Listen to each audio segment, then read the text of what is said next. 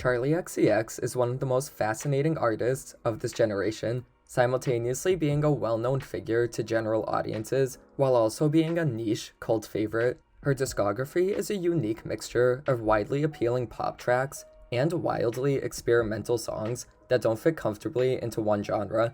This dichotomy has led to one of the most interesting musical catalogs of the last decade. For every accessible radio hit like Boom Clap or Super Love, there's a totally unconventional track like Pink Diamond or Tears.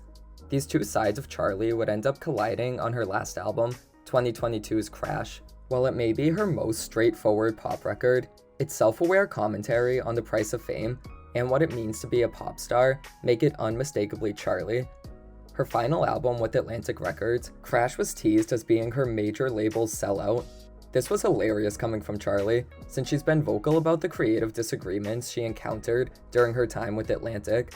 While the label wanted a more traditional, garden variety pop star, Charli is anything but. Her previous records, 2019's Charli and 2020's How I'm Feeling Now, were pretty left of center for a mainstream artist.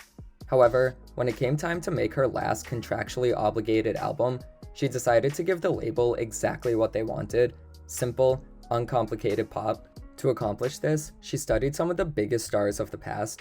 Crash was initially inspired by Janet Jackson, and was even nicknamed the Janet album early in its development.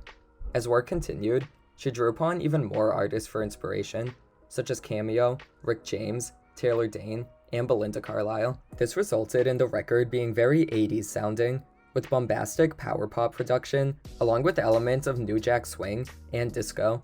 While an 80s throwback sound is hardly anything new, Mariah did it in 2001 and no one was ready. It made perfect sense for this album conceptually. Charli wanted to make a bombastic pop album, and what better era of music is there to draw that from than the 80s? The album's lead single, Good Ones, worked perfectly as a representation of what the album would be like. A synth-pop dance song, Good Ones exemplifies Charli's fundamental understanding and mastery of pop music. Not only is it a song anyone can listen to and enjoy, but there's an underlying darkness to it that makes it that much more compelling. She's playing the villain who sold her soul for commercial success. This can be seen especially in the video, where she's literally dropping it low at a funeral. If this isn't exactly how my funeral goes, I'm coming back from the dead and planning it myself. There's a knowing playfulness to Good Ones that carries on through the rest of the album. Charli's feeding into the idea of a record deal being a deal with the devil. The songs are far less personal than anything on her last two studio albums, showing how big labels tend to take the human aspect out of their artists in favor of making a marketable product. In an interview with NPR, Charli dove deeper into her intention with this record, saying that pop is supposed to be a fantasy, and that authenticity isn't necessarily what pop music should be about. This is what I find so brilliant about Crash. It understands that pop music is meant to have a broad appeal and doesn't need to be personal. If a song happens to be meaningful to the artist and has wide appeal, then that's great, but pop music is supposed to be for everyone. It's literally short for popular. With social media giving fans more direct access to their favorite artists, the image of an untouchable, secretive superstar has almost completely disappeared. This isn't necessarily a bad or good thing, it just is how it is. However, I do think there's a growing number of people who are kind of over the whole relatable celebrity thing and would rather return to the day of pop stars being almost godlike and impersonal. Crash plays into this, sounding just like a record that would have been made in the era of unapproachable megastars. However, the self-awareness here ironically makes Crash much deeper than how it presents itself.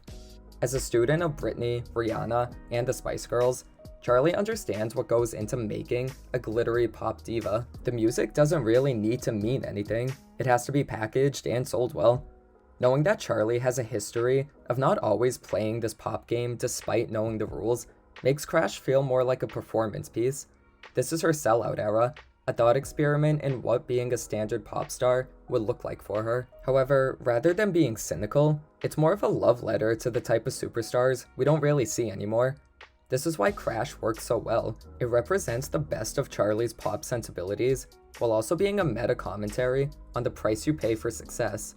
Of course, it helps that Charli sells the superstar fantasy so well, Like I said, she understands what makes a great pop star, and that's exactly what she gives in Crash. From the overblown drama of Lightning, the funky dance groove of Baby, and the stickily sweet sentimentality of songs like Every Rule and Twice, Crash has everything you'd expect from a major label pop album, and it's all executed to near perfection. On a personal note, Crash is hands down my favorite album by her. While I do like her other records, this was the first time I was in love with a full Charli album. For the longest time, I never really understood the appeal of her more experimental work, and that deterred me from getting into all of her projects. I always had inconsistent feelings towards her songs. I loved when she was in full bubblegum pop mode, with songs like Focus, No Angel, and Girls Night Out, but I could never wrap my head around her more avant-garde stuff, like Pop 2. I always loved Vroom Vroom though, I mean how could you not?